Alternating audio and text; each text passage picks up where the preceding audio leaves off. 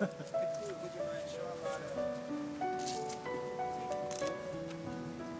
I'll sing to these guys while you're in. I'm just joking, y'all will take off. They're looking at me, they're like, take off. You can come in, she said.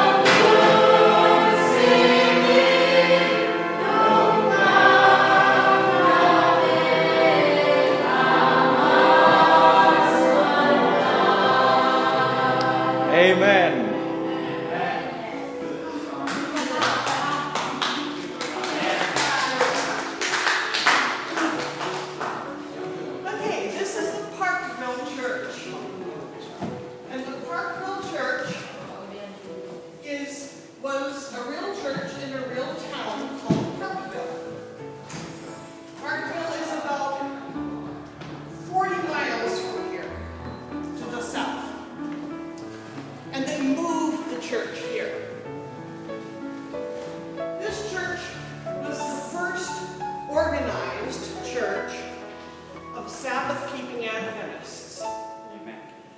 Okay, it started because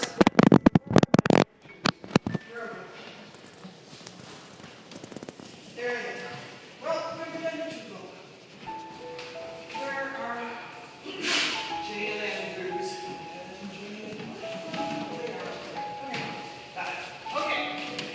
These two men, remember we talked about Loughborough already. We saw where his house was. And he and Jay and Andrews, like Andrews University, he and Jay and Andrews held an evangelistic meeting in Parkville. That was in 1859. 1859. Now in 1859, of about 20 people who were believers. 20 people who wanted to become Sabbath-keeping Adventists. And so those 20 people said, we want a church of our own. There was already a church in town, but they wanted their own church. And so they built this church. Excuse me. They built this church in 1860. And in 1861, they had a church dedication in January. Now, do you know what the weather is like in January in Michigan? So, the Woodstones back there. It was cold, there was snow, they didn't have four-wheel drive. All they had was horses and sleighs.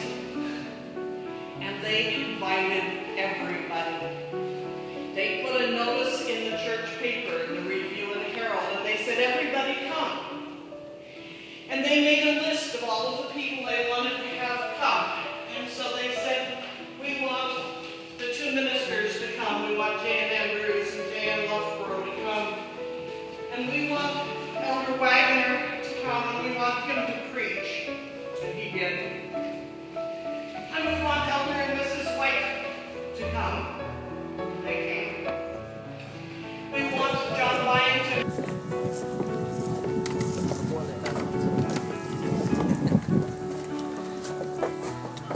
Video upload đi trong tấm kẻ ta về. Wow. Baby ở mấy lầu mà baby. Sang pi nào vậy? Liền chinh ta nữa.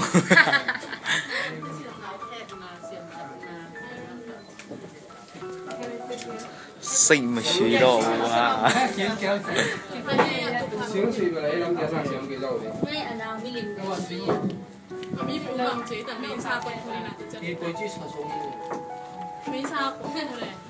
Coi phát là quảng lâu đi ai tay bằng mà. We use this building to talk about the story of Joseph Bates coming to Battle Creek. Joseph Bates was an early Adventist preacher. And Joseph Bates was traveling. He had been a seafaring man, a ship's captain. And he came as far as Jackson, Michigan, which is east of here. And he told the man he was visiting, he said, I dreamed about sailing a ship to Battle Creek. Well, you can't sail a ship over here. It's land. But they said, there is a place called Battle Creek. And he said, who should I talk to? And he said, I don't know who you should talk to, but go to Battle Creek. Now, at that point, everybody was living in log cabins like this. This is not his home, what's his name? I can't say his name. Who's the most honest man? Oh, David Hewitt. But David Hewitt lived in a house just like this. This is a historic cabin that was given to us by the Historical Society. So, Joseph Bates came to town. He came on the early morning train, and he went to the post office, and he said to the man at the post office, who is the most honest man in town? And the man at the post office said, his name is David Hewitt. He is a very honest man. He believes everything. He's a very good man. If he owes you 1 penny, he will walk and give it back to you. So they said, okay. And so he went to David Hewitt's house. And he knocked on the door. This is before breakfast. He knocked on the door and he said, are you David Hewitt? And he said, yes. And he said, I have a message for you. And so he brought his chart about the 2300 days and about church beliefs, and he told him about the Sabbath. They had morning worship and it lasted all day. And from then on, David Hewitt and his family kept the Sabbath. Now this old cabin shows you a couple of things. One is what kind of beds they slept on. See the rope? Have you ever heard anybody say, sleep tight? Yes. Sleep tight means tighten up the ropes so everybody doesn't just fall in the middle. That's what sleep tight means. It's an expression that went along with roped beds. And they had mattresses that were filled with hay, grass, and sometimes there were bed bugs. So sometimes you hear someone say, sleep tight and don't let the bed bugs bite. That was because of beds like this. They had, this is of course for spinning. You recognize that? And there were some other things, a dry sink over here. You'd have to carry the water in. There's no pump or anything. In those days. How about upstairs? I've never seen upstairs. We don't go upstairs. But look, all sorts of old things that were donated by the Historical Society. Can you imagine doing your ironing with that? It's so heavy. Yeah, it's heavy. It's so heavy.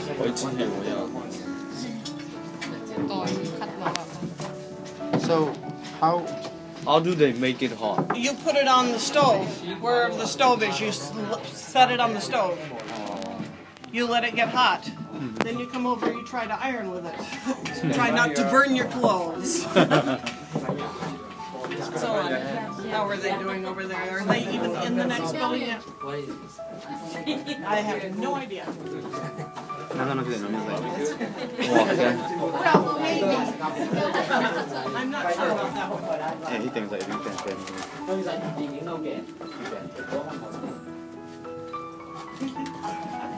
You see where they are over there.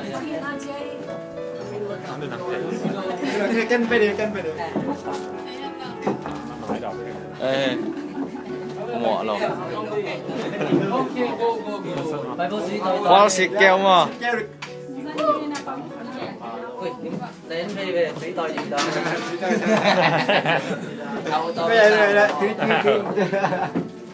Tuy nhiên là năng lý không. Deacon John and Betsy White, James White's parents. So James White's mother and father. When they first moved here, when they first moved to Battle Creek, they lived over in the other house across the street with James and Ellen White. But when they finally got this house, and so this house was the house they lived in. Deacon John had been a good church believer for many years in Christianity, but he was much older than anybody Adventist was. And Deacon John had been a member of the Congregational Church in Maine, the state of Maine. And then he had read the Bible some more, and the Bible said you really ought to be baptized. And he said, okay. And so he joined the Baptist church, and he was baptized. And then he joined another church because he kept reading the Bible and learning more and learning more. He joined a church called the Christian Connection. And the Christian Connection Church was a church that was just right for somebody who was going to become an Adventist, because it said you can find new light in the Bible. You can find new beliefs. Well, for a long time after they moved here, Deacon John loved the Adventist church, but he also loved his old church, and so he used to go to church on 2 days. He didn't work on Saturday, he didn't work on Sunday. Now, Deacon John had many talents. He had been a farmer, he had been a choir director, he had been a shoe mender. He had worked on shoes. That's what those things in there are shoe mending tools. And one day, little Willie, the grandson, Willie came over on a Sunday, and Grandpa was working on shoes. And Willie said, Grandpa, don't you know what day it is? You're working on shoes. Why are you working? And he said, I have decided I will only keep one day, and that will be Sabbath, Saturday. I will go to church on Saturday. So from that time on, he only went to church on Saturday. It seems like a very small house, but they were small. This was just for an older couple. There would have been, these two small rooms, and the upstairs isn't very big either. We will go upstairs over in Elder and Mrs. White's house, and you'll see how steep those stairs are. They're terribly steep to try to get up. But this is Deacon John White's house.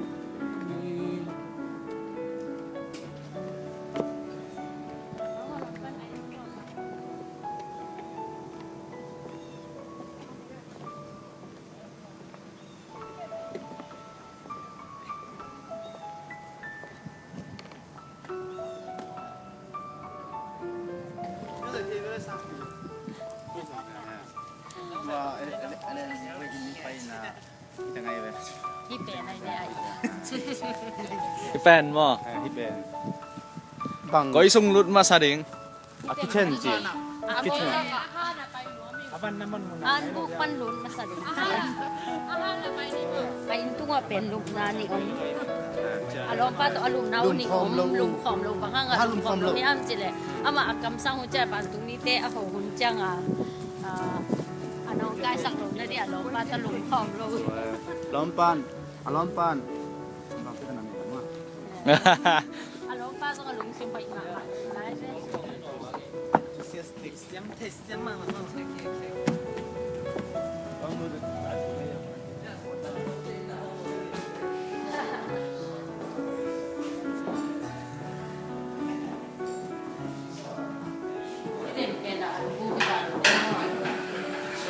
Ăn buộc kì. Nhưng mà tuổi cục.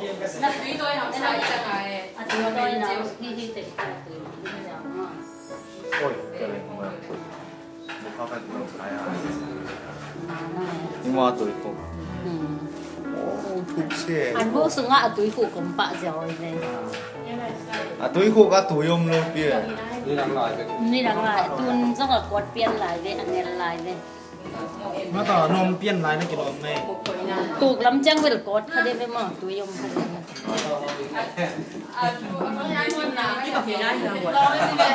Tuổi cục. Ôi xí chà.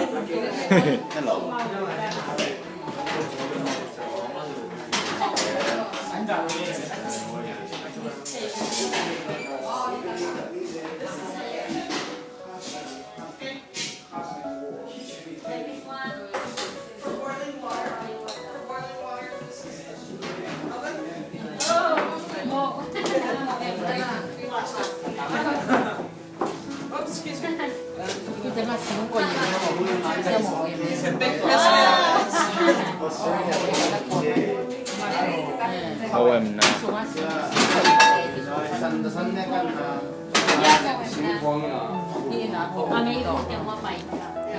You could wash your clothes in that.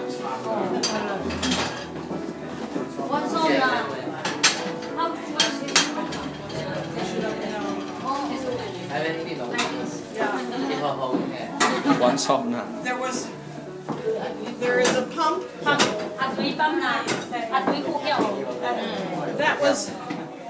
That was for the cistern down here. This was for rainwater. The cistern. So rainwater would come and collect down there. They're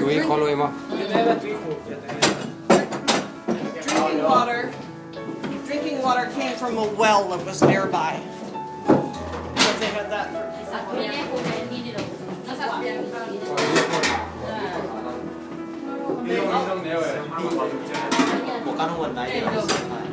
There was also a pantry over there.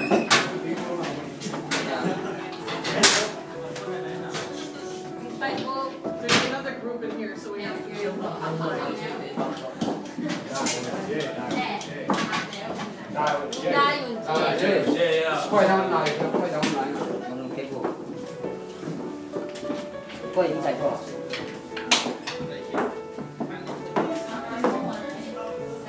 Soạn tông túi đòn đi mà.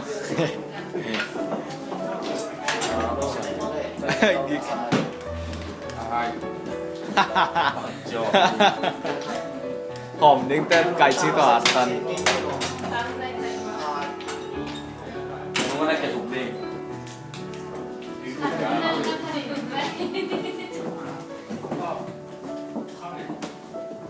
Come in this way. A home for family.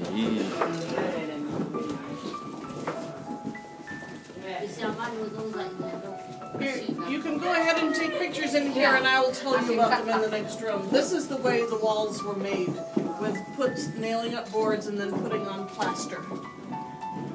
They didn't have sheetrock in those days. So that's the way the boards were made, the houses were built. Okay, I'm going to let Cái phụ tặng dầu rồi đấy.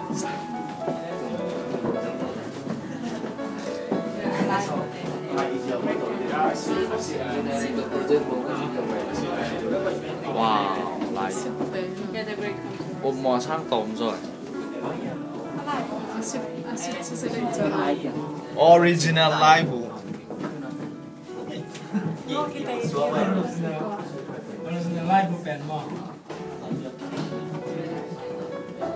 À chú thâu ấy kìa.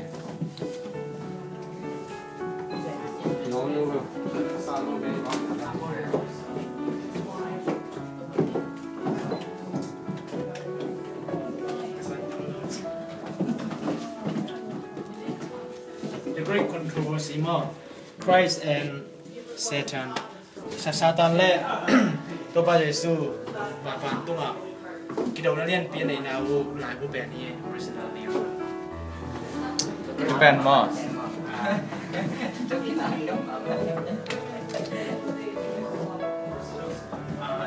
bangun apa nak?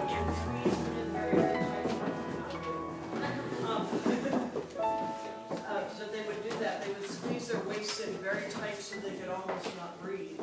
And that was part of the health message. Was that Mrs. White said, and Dr. Kellogg said, you should not do that. You should have clothes that will hang from your shoulders and not weigh you down. So it's not terribly heavy. This is cotton. People in those days wore a lot of wool, and so their clothes were heavier. And the wool also, you couldn't wash every day.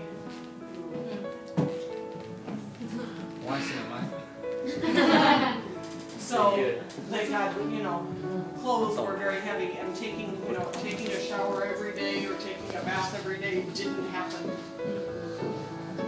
So it got pretty interesting by the time the end of the winter was over, because everybody's clothes were very hot and sweaty and hadn't been dry cleaned, and people hadn't taken a lot of baths and so on.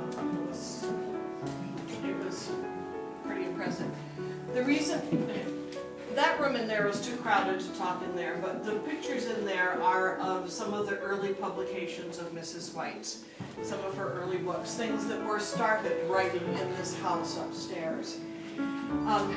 She had a vision at Dan Palmer's house in Jackson.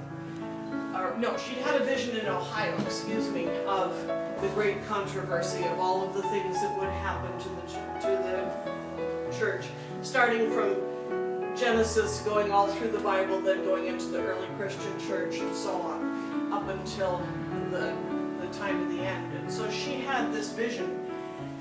And on her way home from that funeral in Ohio, she stopped at Dan Palmer's house, and she was stricken with a kind of paralysis. She couldn't breathe, she couldn't move, she couldn't do anything.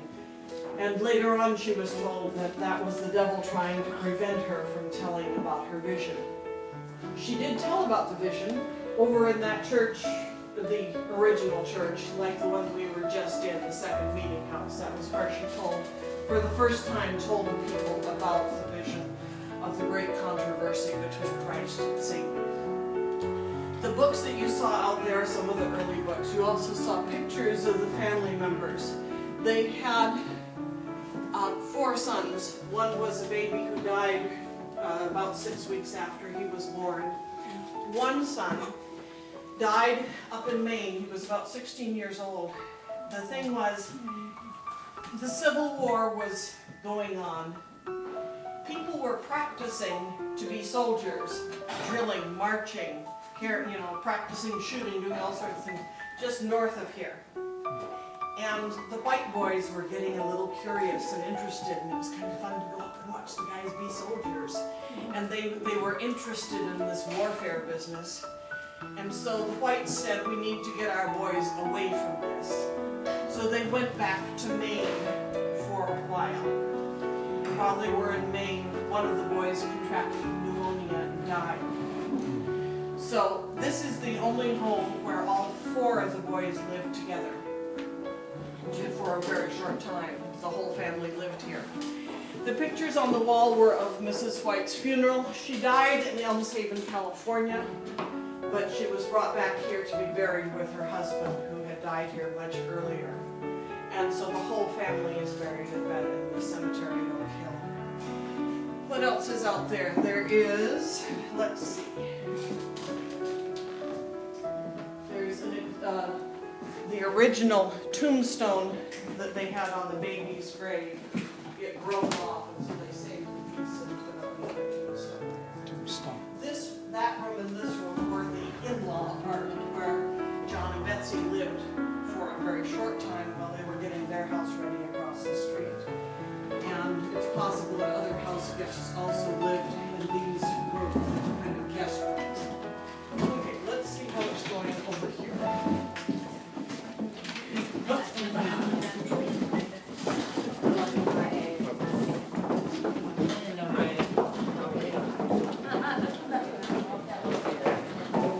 Where did she move to California?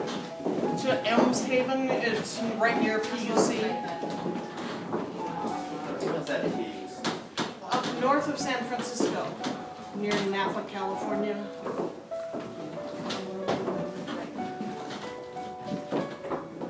Okay, this was the parlor where they had morning worship and evening worship every day regularly. They had a dining room here where they ate regular meals. They had someone who cooked for them to help them with their meals. This was the boys' bedroom, 3 boys in that room right there. Boys. And it's a very small room for 3 boys. 3 boys. This is, you remember we said they had a melodeon, a small organ, small pump organ that they had, that they used for morning and evening worship. Upstairs, we'll go upstairs in a second. Upstairs, when you first go upstairs, on the right-hand side, you will see James White's bedroom. When you come around to the front, you will see Ellen White's bedroom, and I'll tell you some things there. So you want to. It's very steep. Be careful.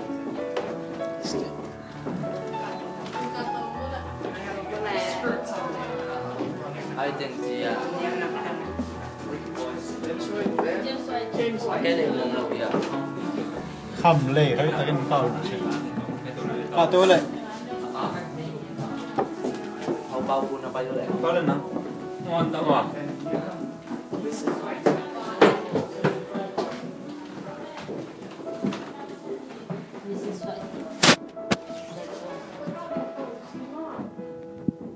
Mrs. White กระเด็นลุกหน่อยเฮ้ย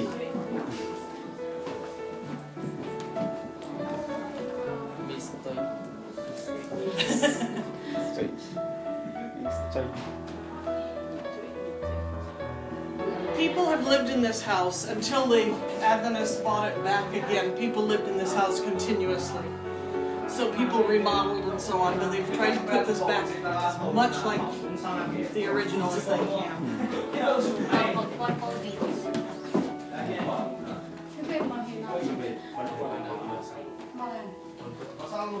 Baby clothes. And they put those on boys too. Sure. This is on boys, yes.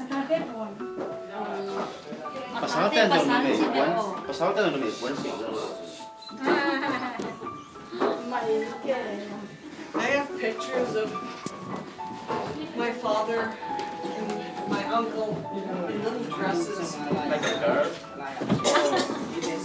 In the baby clothes were like girls' clothes.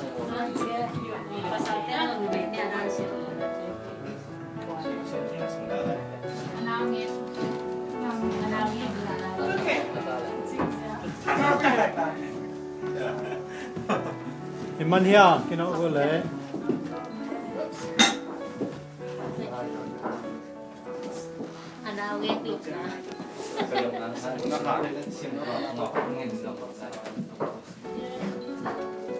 This was Mrs. White's bedroom.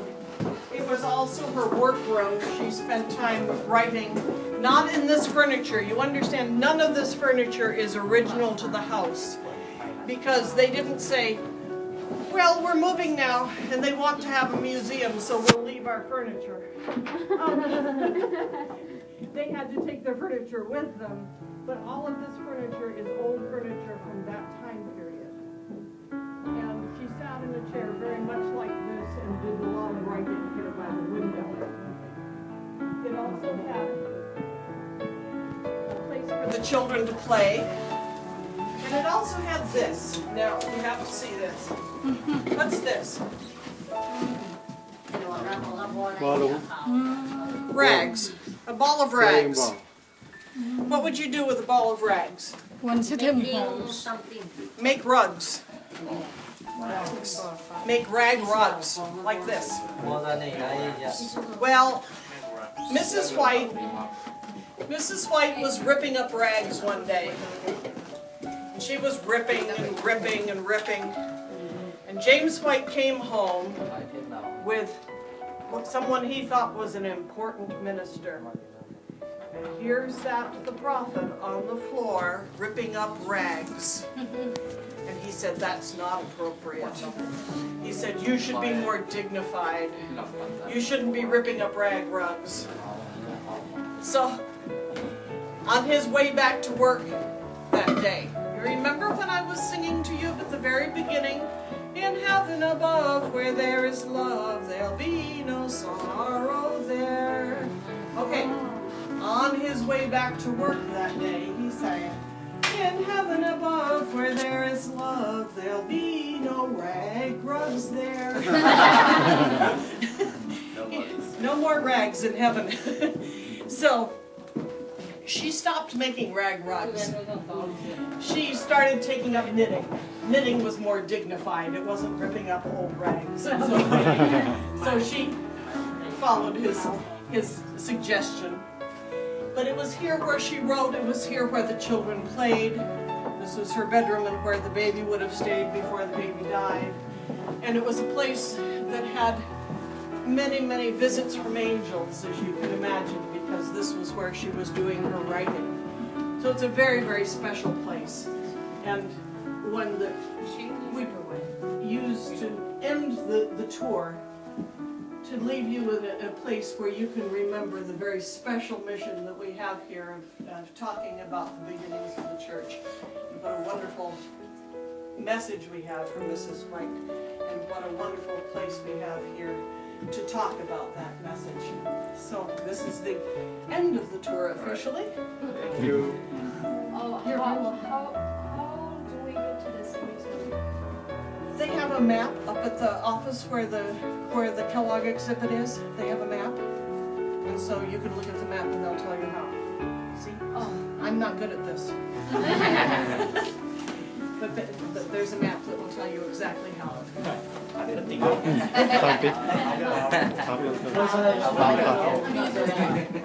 you.